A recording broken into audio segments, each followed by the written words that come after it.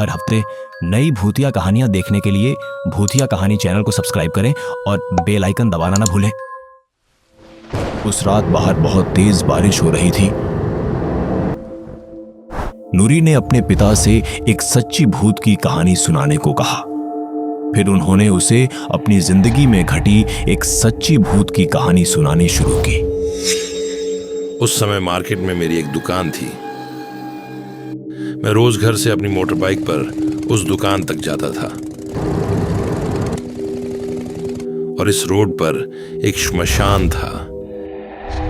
एक रात मैं घर लौट रहा था और मैंने देखा कि एक बूढ़ा आदमी उस श्मशान के ठीक सामने खड़ा है, तो मैंने अपनी बाइक वहीं रोक दी। क्या तुम्हारे पास कुछ खाना है? नहीं, मेरे पास अभी कुछ नहीं है। बूढ़ा आदमी थोड़ा निराश हुआ। अब मैंने कहा, तुम इतनी रात को यहाँ क्यों खड़े हो, इतने गंदे कपड़े पहने हुए, और तुमसे इतनी बदबू क्यों आ रही है? अब पलक झपकते ही बूढ़े आदमी के कपड़े बदल गए। मुझे एहसास हुआ कि यह कोई इंसान नहीं बल्कि कोई जिन्न या भूत था। मैंने जल्दी से अपनी बाइक चलाई और अपने घर की तरफ चल दिया। घर लौटने के बाद मैंने किसी को कुछ नहीं बताया, लेकिन देर रात मेरा छोटा भाई एक फकीर को हमारे घर ले आया। लेकिन यह क्या, ये वही बूढ़ा आदमी है जिसे मैंने श्मशान घाट के सामने देखा था। अब मेरे पिता ने पूछा, अरे ये कौन है? हम सड़क के बीच में मिले। वह कुछ खाना चाहता था, उसे बहुत भूख लगी थी। ठीक है, मैं खाना ला रहा हूं। अब बूढ़े आदमी ने कहा, तुम्हारे बड़े बेटे के कमरे में बिस्तर के नीचे एक प्याज है, मुझे खाने के साथ वो प्याज दे दो। मैं बूढ़े आदमी की बातों से बहुत हैरान हुआ और जल्दी से बिस्तर के नीचे देखने गया। लेकिन यह क्या, सच में एक प्याज दिख रहा है। अब मैंने वो प्याज बूढ़े आदमी की खाने की प्लेट में रख दिया और मैंने बूढ़े आदमी से पूछा, अच्छा, आप असल में कौन हैं? मैं कौन हूं, ये जानकर तुम क्या करोगे? अब बूढ़े आदमी ने अपने हाथ में एक जलता हुआ पत्थर दिखाया और कहा, नहीं, ये लो।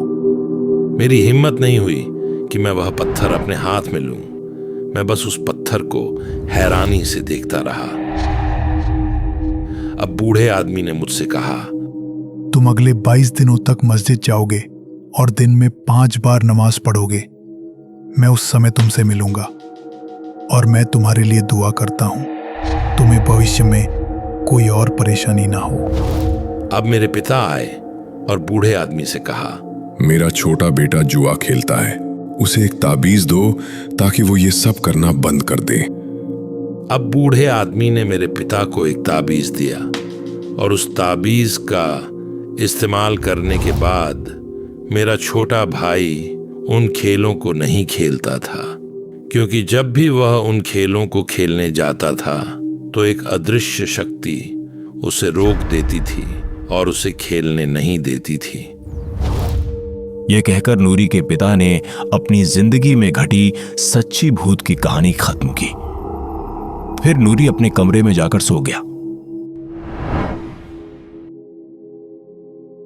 4 महीने बाद नूरी के मम्मी पापा एक खास बुलावे पर घर से निकले। नूरी की तबीयत थोड़ी ठीक नहीं थी, इसलिए वह अपने मम्मी पापा के साथ नहीं गया। उस रात करीब 9 बजे नूरी अपने मोबाइल पर वीडियो देख रहा था। उसी समय उसे YouTube पर एक खास भूत वाले गेम के बारे में पता चला। गेम का नाम था हुडेड मैन। ऐसे ही वह गेम खेलना चाहता था। गेम के नियमों के हिसाब से उसने एक नंबर पर कॉल किया और बहुत एक्साइटेड महसूस किया। उसे लगा कि कुछ नहीं होगा, लेकिन ठीक आधे घंटे बाद एक टैक्सी उसके घर के सामने आकर रुकी और हॉर्न बजाया। वह बहुत हैरान हुआ और किसी वजह से वह उस टैक्सी में बैठ गया और कुछ देर बाद वह उस कार की सीट पर सो गया। उठने के बाद उसने देखा कि रात के 1 बज रहे थे। हुड पहना एक आदमी टैक्सी चला रहा था। उसका चेहरा पहचाना नहीं जा रहा था। नूरी बहुत डर गया और बोला, मुझे मेरा घर ले चलो। हुड वाले आदमी की तरफ से कोई जवाब नहीं आया और टैक्सी के रुकने का कोई निशान नहीं था। इस बार नूरी जोर से चीखी और वहीं बेहोश हो गई।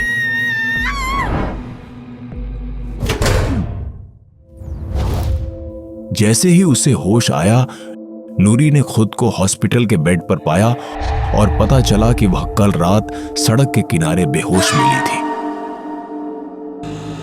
हॉस्पिटल से छुट्टी मिलने के बाद नूरी को एक हुजूर के पास ले जाया गया। उन्होंने सब कुछ सुना। नूरी को एक ताबीज दिया और उन्हें बताया, आप इस ताबीज का इस्तेमाल अगले 10 दिनों तक करें। उम्मीद है इसके बाद कोई और समस्या नहीं होगी। फिर 10 दिनों तक जब नूरी ने ताबीज का इस्तेमाल किया तो उसे अपने सपनों में कुछ बहुत डरावना दिखाई देता था। हालांकि 10 दिनों के बाद उसे कुछ भी अजीब नहीं दिखा। मतलब वह पूरी तरह से ठीक हो गया।